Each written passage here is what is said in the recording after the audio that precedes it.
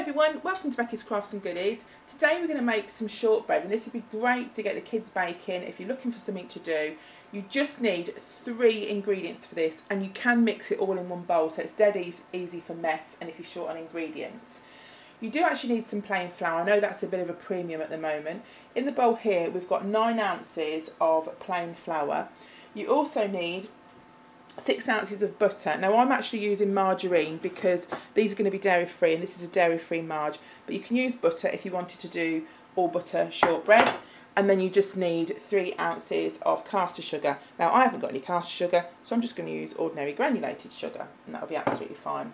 Now what you need to do to start with is put your flour in a bowl and rub in the butter. So just pop that in, and to rub it in, I don't know if some of you may know this, you just get your fingers and you get the butter or the marge, and you just rub it like this, and it's kind of like you're making breadcrumbs really. You just rub it. Now you've probably noticed I've got a plaster on. We've got a nice bright plaster there, so we would see if it fell off, and it's actually a Peter Rabbit one. So we'll just rub all of this in until you can't really see any lumps or bits of marge or butter. Rightio, so once that's all rubbed in, you can add your sugar. So we've got 3 ounces of sugar that we put in there, and this is my nanny spoon. This is from Alfie. We used to do cooking before the lockdown every Thursday. It says, "I love cooking with you, love Alfie." So we'll be able to use that again, no doubt, very soon, hopefully.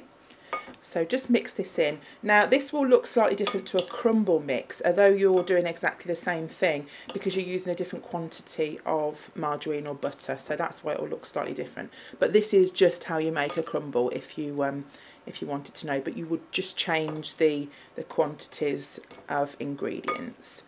Right, so once that's all mixed round, what you need to do is to form it into like a smooth paste or like a dough.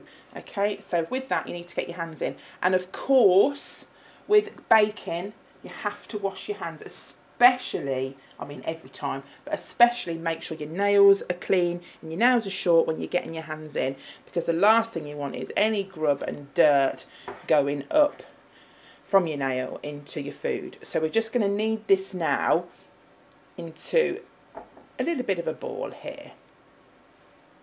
Righty-ho, so this is ready, and what we're going to do is put this onto a floured work surface. So just pop a little bit of flour down. This is obviously just to prevent it from sticking, and we've got our mixture there. Now what I'm probably going to do to help with rolling is I'm going to divide it into 2, and that's just so it's easier to roll out. Now you can do, if you wanted to do like shortbread fingers, you could roll it into maybe an oblong, like a rectangular kind of shape, and just cut it down.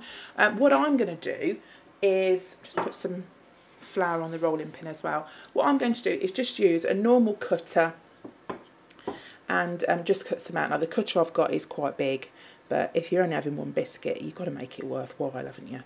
So we're just going to roll out the mixture.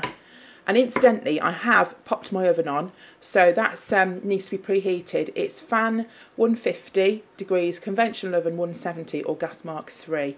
And I greased my baking tray ready as well. So I'm not concentrating on my rolling because I'm too busy talking with a tripod right under my armpit. But there we go. We work with this, don't we? So you can get some really cool cutters. I bought Alfie a dinosaur one from Dunelm, but you can really get some proper cool cutters to make it really interesting for the kids. Now this cutter that I'm using here is actually one I use for mince pies, so they are quite big. So I'm just cutting it out like that, and then I'm going to pop it onto a greased baking tray.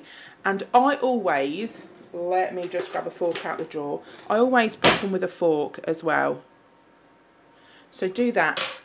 Do the rest of the mixture, pop them on some trays, and then put them into the oven for around about 20 minutes. And if your oven is anything like mine, it cooks more on one side, so I keep my eye on them and turn them round. So I'll do that now, and then I'll show you what to do next. Right, as soon as they come out the oven, get a little sprinkling of sugar and pop it on the top, and if you do it as soon as they come out of the oven, this helps it to stick to the top of the shortbread. So I'm just going to allow those to cool in the tray just for a minute or two, and then I'm going to transfer them onto a cooling rack. Now I made 17 of these, but obviously it's going to depend on the size of cutter that you use and everything like that. So here are some of the ones that I made. So we're just going to leave them to cool on there, and then we'll pop them on my cake stand instantly. If you want to know how to make these cake stands, I'll pop the video at the end, and I'll also put it in the description as well. There we go, so that's them all finished. I'm sure the kids will love eating those. So I hope you're all okay, I hope you're staying safe, and I will see you very soon in the next video. You take care, bye for now.